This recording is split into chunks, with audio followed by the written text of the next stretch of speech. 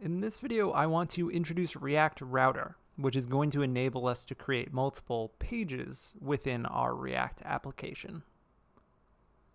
So React Router is one of these external dependencies we're going to install through npm, which is going to then allow us to start building up closer to our quiz game structure that we built in HTML, CSS, and JavaScript. So our React app currently, whatever we give it, loads on the page on a single page. We're going to learn how to split this up and get closer to our quiz game that we built previously. So our quiz game, the way we structured this is we created two separate pages, an about page and a index.html, a home page. We had our header that allowed you to navigate between those pages. And then we had our content on the page and a footer after whatever the content was on the page. We're going to start porting that structure over to our React application, where we will have a page for the home page, we'll have a page for the about, and we'll probably create a few other pages as we go. So as with all external dependencies, what we want to do is look at the documentation to figure out how to use it. So here, React Router is telling us there's a web documentation and a React Native documentation. We want to click on the web one since that's what we're doing, and then we just want to read through some of the documentation here. So it's telling us we can start a create React app. It's telling us to install this package from the public npm registry using npm install React Router DOM. And then there's a simple example here that we will be using to structure our application. So this imports a few things from React Router DOM. It imports a browser router, a switch, a route, and a link. And it specifically, as it's importing browser router, it renames it to an identifier of router. So it's got one app component that's being used here. The whole thing is wrapped in a router. Then there is a nav with a bunch of links. And so link is one of these React Router DOM components. It's basically a hyperlink, but one that specifically allows you to do internal routing with this router component. So the nav is composed of a few links here that point to different paths. And then there is a switch with a bunch of routes. So this is what controls the conditional rendering to make sure that when the user is at /about, this is what loads. But when they're at /users, this is what loads. So we'll bring this kind of structure into our project, which will enable us to create multiple pages. Before we leave the docs, though, I want to point out that there are a ton of examples here. So if you wanted to do, say, animated transitions between pages, you click on this, it opens up a code sandbox that shows you routing that has some animated transitions between those pages. Or if maybe what you wanted to have were parameters in your URLs. This is an example that allows you to have routing where into the URL bar there can be a parameter.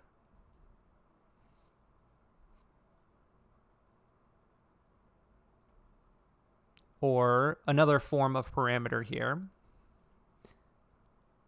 This is a parameter in the URL bar and is matched using this special syntax here, where whatever is typed in is caught into an ID variable.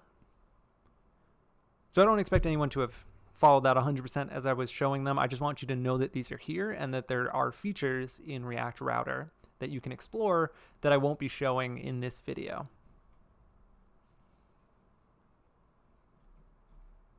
So let's go back to the web quick start, and we're going to run off of this. So we want to make sure that we open up our project and install React Router DOM.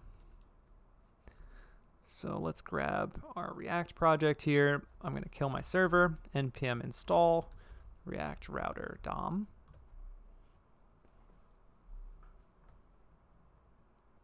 And this is going to take a second. What I want to do is make sure that I have my app component opened, and we're going to start restructuring things here.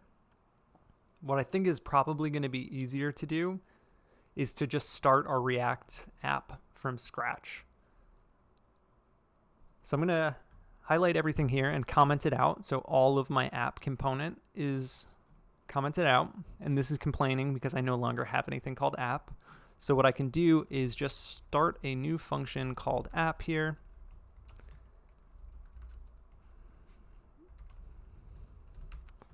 Return something, start up my application again, and make sure that I'm seeing this print out on the page successfully before I move on.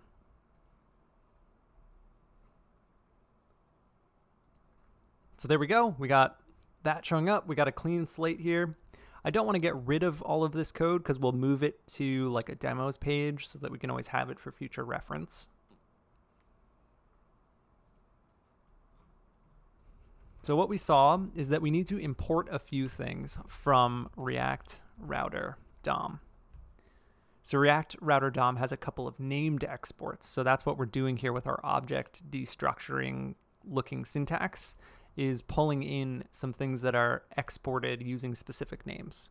So browser router, and you can see that if I type this out so that I do the import brackets from React Router and then start typing over here, IntelliSense is going to pick up some of the things that are exported by React Router DOM. So this will help me cut down on typos. I'm going to bring in my browser router, my link, switch, and route components. In this app, what I want to do is return something that has the browser router as the parent. We'll create a nav that we'll put some links into. And we'll create a switch that we'll put some routes into. So let's just put to do here for the nav, because we can actually test our switch without even needing the nav.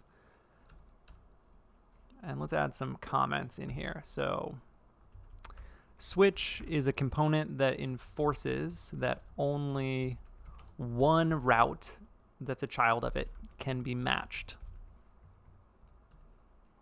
So you can think of it as kind of like a switch statement. So inside of the switch, we'll put some routes, and a route is a component that sort of allows you to control what children it control when it renders its children. So here, if I say the path is /, that means match any URL that starts with a /. Let's put an H1 here as a child. So the contents of the route are only going to render when our URL matches this path.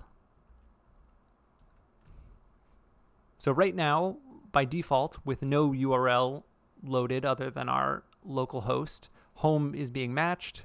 And actually what's going to happen is that even if I try to go to something else like /test, home is still going to be matched, because the matching that we've expressed just says that it starts with a /. If I want to enforce that this only matches /, what I would do is add exact to it to say that it must be just a /. So now if I go to test, our to-do loads because it's outside of our switch, but nothing else loads. And then if I go to /, our home loads. So I can add some comments here as well. Route allows you to conditionally render children based on router's path. And let's add a note, put whatever you want to render this route here. So if we wanted more things to render, we could add them here.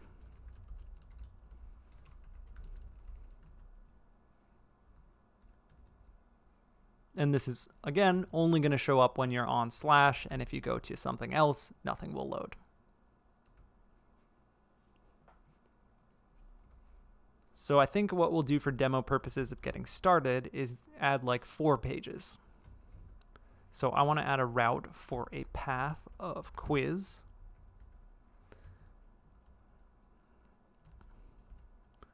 And we will say quiz. This is the quiz page.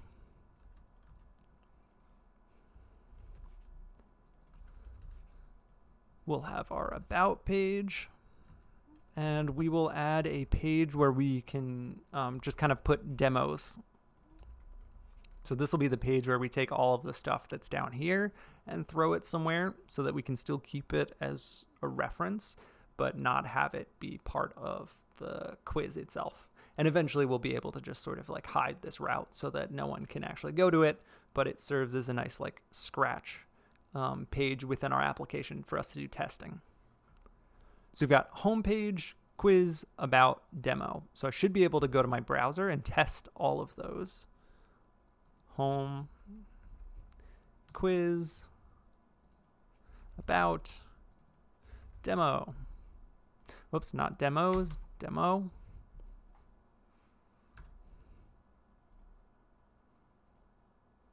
And if we decided that we wanted to have two routes here that match the same thing, so both of these match starting slash, remember that the switch here enforces that only one of these can load, and it'll load just the first one. So we should see the home page if we go to just a slash. So keep that in mind. The order matters here. And when you're matching something like the home page, you want to make sure that it's exact so that this, because all of these start with a slash, this homepage doesn't match for slash quiz about demo. Now let's work on our nav. So what we had done, let's go back here and look at what we did in our HTML. Okay, we had a header with a span, the nav was in there, and then we had hyperlinks that were separated by a pipe character. So this structure will work for us. We might at some point want to refactor it so that the nav is a list to help with the semantic markup of our page, but this will be fine for our current purposes. So I'm going to create a link that points to slash, and the text that I want the link to display is home. So this is a hyperlink element, but when you click on it, it does not take you to a new page. It tells the router to go to a new page internally. So now I could add a space and a pipe and do this again for quiz.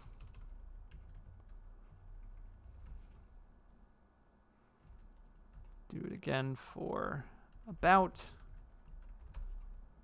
Do it one more time here for demo.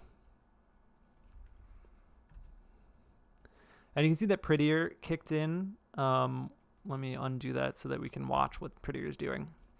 So Prettier saw that this went over my 100 character print width limit. And so it's going to try and wrap this onto the next line. But if it does that, it would lose that extra space at the end of my line. So what it's doing is actually using JavaScript to insert a space after this pipe character. You'll see that sometimes with Prettier if you have your formatter turned on.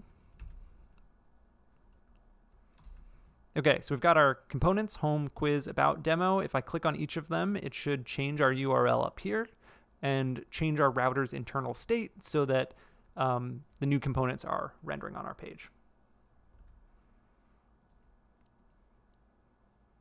Now, one thing that is really, really important is that our browser router is the thing that wraps up all of these other components that we're using. Let me just refactor this slightly so that you can see the wrong way to do it. If I take these elements, like our links, and put them outside of the router, we're going to get an error that we can't use these outside of our browser router.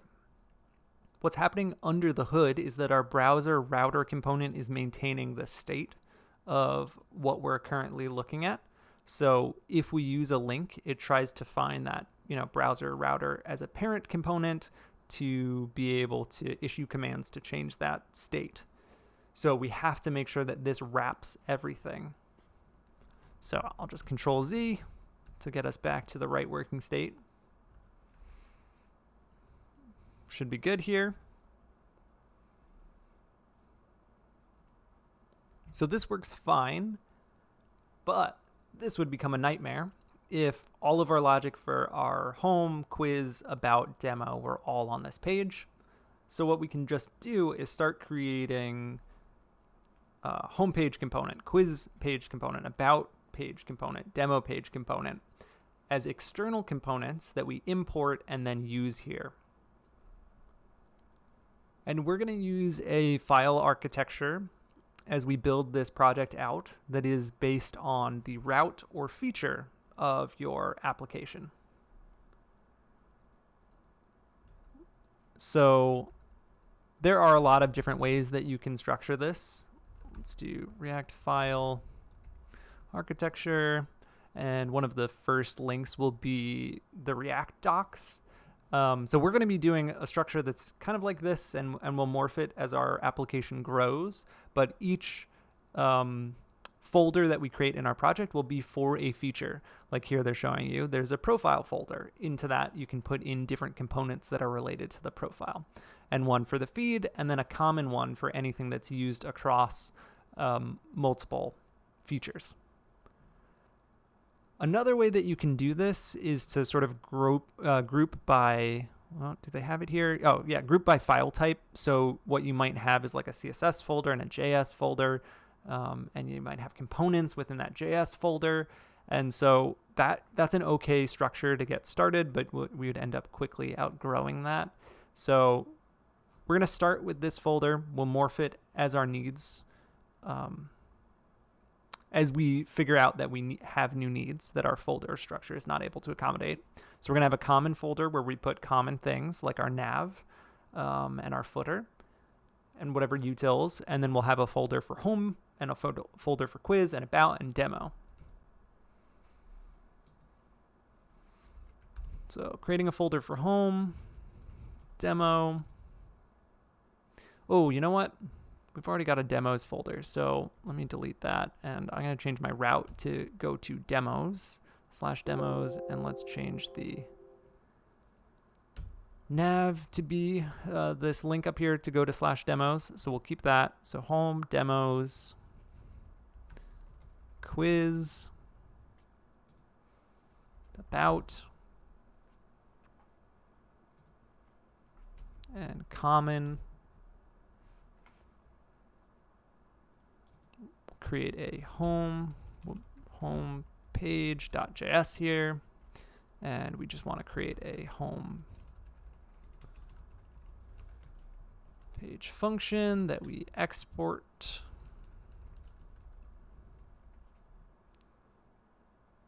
And what I want to do is just grab what we were doing here, our h1 and our p, cut it, paste it in here, and maybe I'll wrap all of this in a main element, since main is the element that we use to represent the main content that's on the page at any moment in time. So let's go ahead and let's rename this so that we can see something visually happening on the page. And into my app, instead of having multiple components listed, I will just import my home page and make sure that up here I used IntelliSense to go ahead and import that. So cool, our home page is loading. These other ones are still directly loading inline. So what I want to do is just go ahead and take this structure of my home page and bring it over to the About, Quiz, and Demos folder. And for this, I'm just going to maintain this structure. I'm going to copy my home page, paste it in here, call this quiz page. I'm going to use F2. Whoop. Come on, Visual Studio. There we go. To rename my function to quiz page, which renames it down here. Name this quiz page.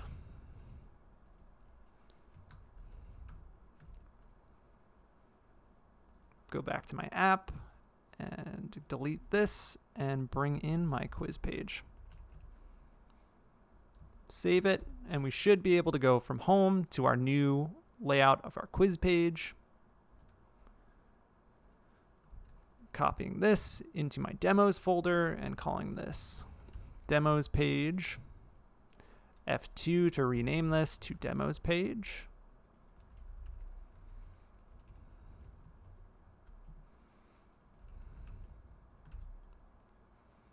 Head back to my app. Let's bring this in. Demos page.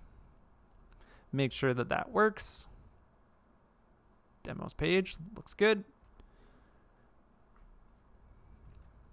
Copy my demos page to about and rename this to about page.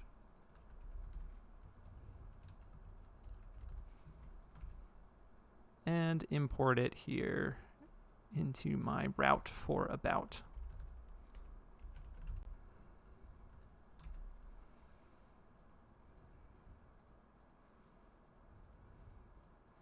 Looks like these are all working.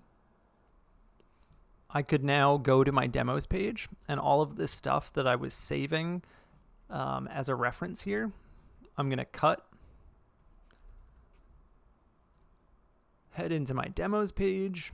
We can paste this in here and get rid of the, well, you know what?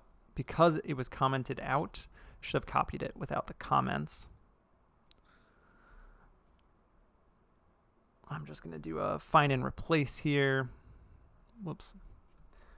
Hitting Control H to bring up the find and replace. And I'm going to go ahead and replace my 2 slashes with nothing.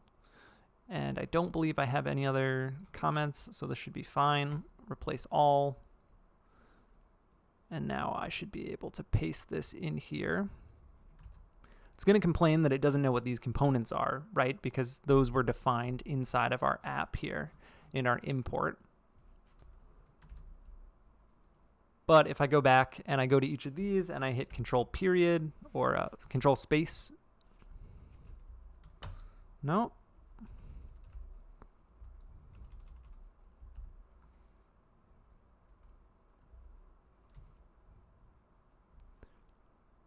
Huh. Okay. It does not want to auto import for me here. So I am just going to go ahead and up at the top, import each of these.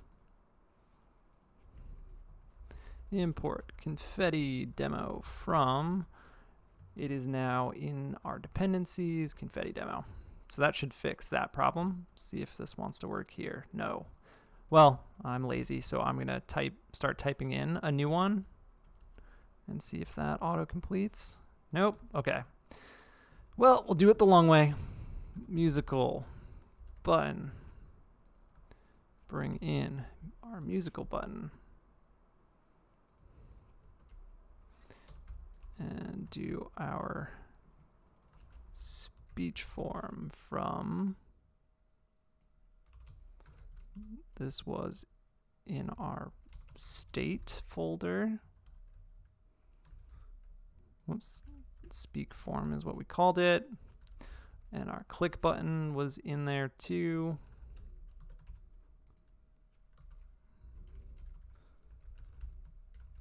And our welcome message was in our props demo here. And our speak button was also in there.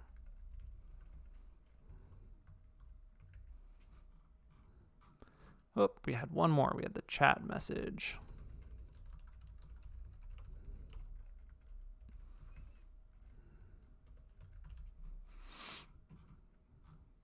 So that's looking good. I would have loved for the IntelliSense to kick in there. It didn't, so that's always good to see, is that sometimes the tools don't work and you just have to write them manually. The tooling gets a little bit better when we shift into TypeScript. So now when I go to /demos, we should see our confetti, we can play our music, speak, click our buttons, all the stuff from before is there.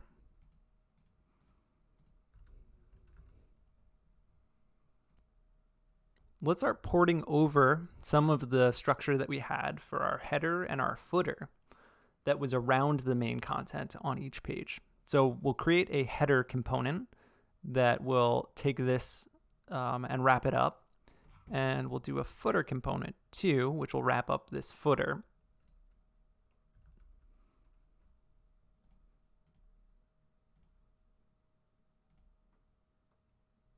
Oops. What what did I do here? I'm just looking at my file structure, and I was intending to just say that, you know, the header and footer, they go in the common folder, but I see that I forgot to rename this to about page. So I'm going to do that while I see it and head back here and make sure that my about page, this import fixed automatically since I had this file open while I was moving that file around, which happened to work fine, but if it didn't, I would have just come in and changed this. So we should be able to still see, yes, all of that stuff. Good. So I'm going to call this page header.js, and let's also create page footer.js. And I am going to create the corresponding CSS files too. Page footer.css, page header.css. Let's create a page header function that we export. And if we go back to our app, we should be able to rip out this nav. So I'm going to cut it and return it here. And here, this link is not imported into this file. So I'm going to control space and, hey, my IntelliSense worked this time. So I'm going to auto import up here, link. And then I just want to make sure that the structure matches what we had defined before. So I will grab this HTML and let's open up a comment here, a multi-line comment, where I can paste this in. So I can see we're close, but not right. We wanted to use a header element to semantically indicate what we were creating here was a header, and then a span element with our emoji logo. Then we had our nav. And each nav element was a hyperlink separated by a pipe. So that looks good. I'm going to go ahead and remove our HTML markup from our comment. Make sure that I bring my page header here. It's a child of our browser router. Import it here, place it on the page, and if it went well, we should see our logo and our text showing up. Good. Back in the quiz version, we had our CSS here for the header. I'm going to grab this, and we're going to update some of these rules here.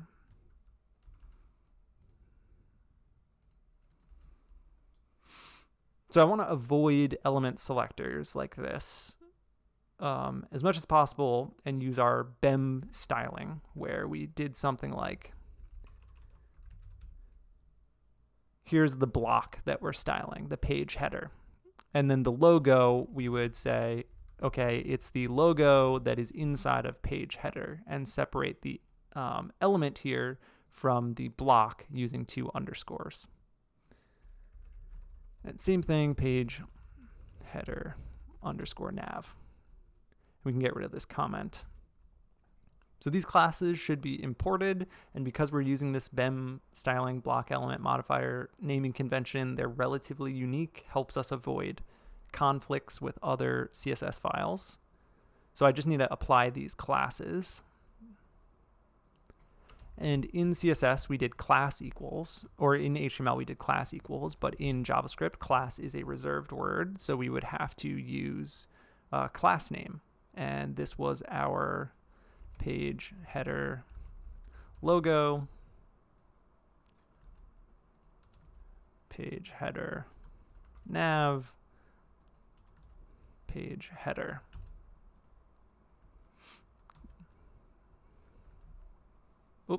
So I applied these classes, refreshed my page, nothing happened. And that's because I never imported my CSS. So I need to make sure that I import page header.css here. And now we should see this centered and the size change. Looking good. So as we're going here, I want to point out that when we moved to React, we got some advantages here when we created this page header component.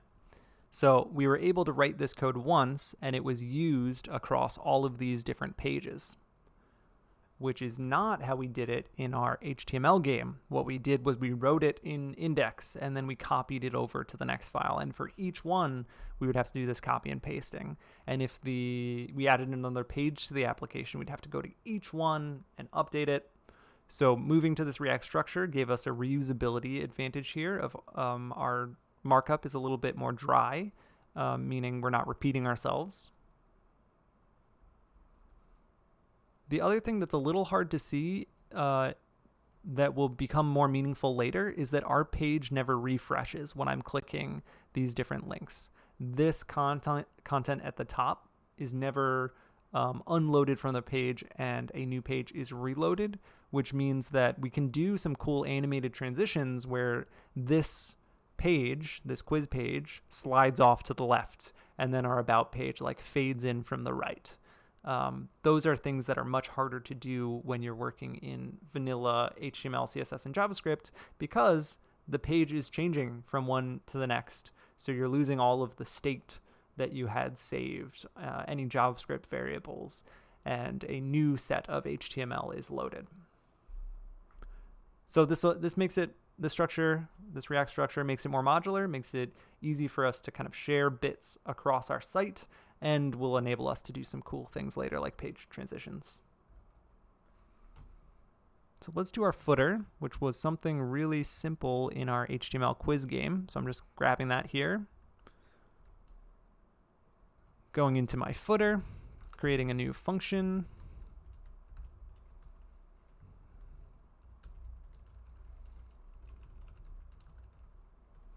Whoops, page footer. And let's return that markup. And because I accidentally typed page header here, it imported. Let's get rid of that. Let's import our page footer CSS. And we'll do the same process of flipping back to our quiz game, looking at our footer here. Let's grab that styling, place it in here. And we'll use our BEM styling using classes. So page footer instead of footer element styling, which then we can apply here using not class, but class name.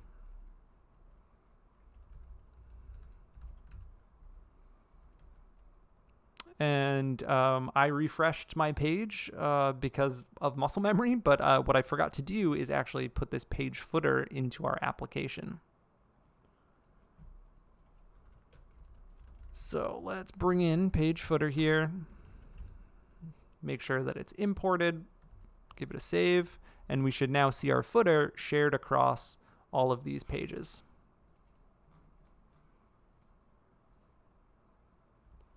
And while we're at it, whoops, this is our quiz game. Let's go back to our React, our page footer here.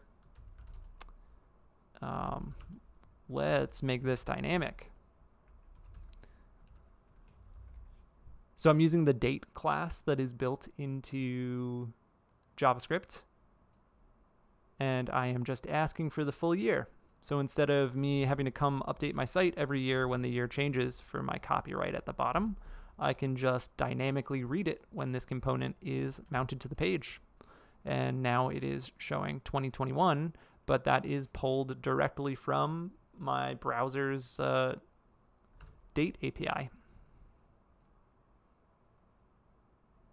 So even for simple things like our footer, we were able to improve it by bringing it over into this React structure.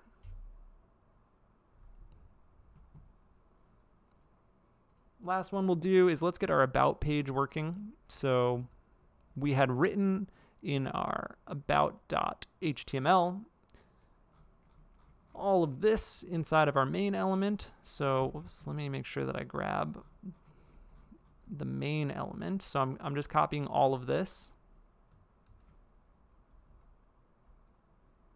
I'm going to paste it in here and fix up a few things. So the places where we had comments before, this is not valid markup. So I'm just going to go ahead and delete these lines.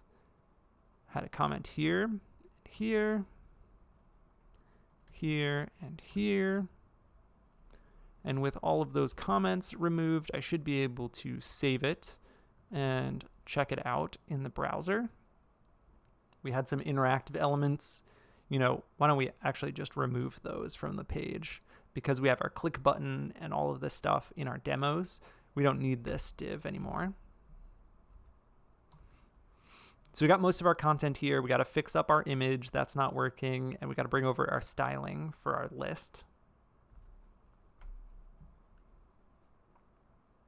So this page didn't have a lot in the way of classes, but we did use emoji list.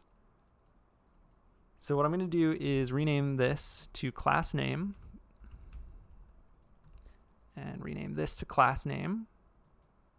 Create our about page.css. And let's hunt around for where the emoji list is. Oh, it's not in our about.css. Looks like it was probably in our general. So I just want to grab these. And I think the only place that I'm going to use this in the site is on this about page. So I'm just going to say that this is part of the about page. So we'll put it in our about.css and not in our general index.css. So with that, these two lists should be transformed. If I remember to import my CSS.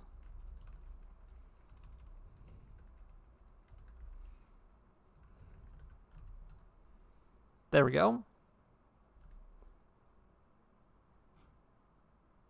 This Create React app has configured our ESLint, which is a thing that checks your code and looks for ways to improve your code and looks for things that could possibly be errors, and is telling us here that if we use target blank without this additional rel no refer, it's a security risk. We're exposing information about the current page when we open up a new page. So I'm going to go ahead and fix that up while we're at it. And let's fix up our image. So we had learned how to put images on the page here. This structure needs to change when we're in our React application.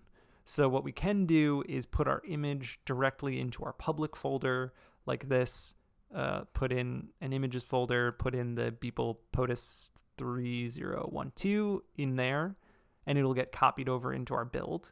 But it is more common to make sure that those things are in your source folder, which I have them in this project, and then import them. Then they get included as part of your build pipeline, and you'll be able to do things like optimize those images as part of your build pipeline. So let's call this animation image, and I'm importing that from, I am in my about folder. So I'm going to go up a directory, then down into images, Beeple. So up a directory, images, Beeple.gif, and we can console log this to see what it looks like when we import an image. It is just giving us a path to where that thing is going to be in our output. So instead of using this path for our source, our SRC, on an image element, we use our imported path.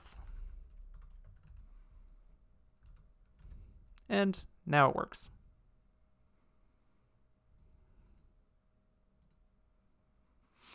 The last little thing I'm seeing here is that there's a space missing that was in our quiz game here between the is and Todoist. That is that Prettier kicked in here and trimmed a space away, so I'm just going to add a space back in using the way that Prettier would do it, inserting some JavaScript that puts a single space string in there. So there we go. We have figured out how to create an app that has multiple pages using React Router. We were able to push our demos off to this demos page and put all of our about information from the previous build of our game in there.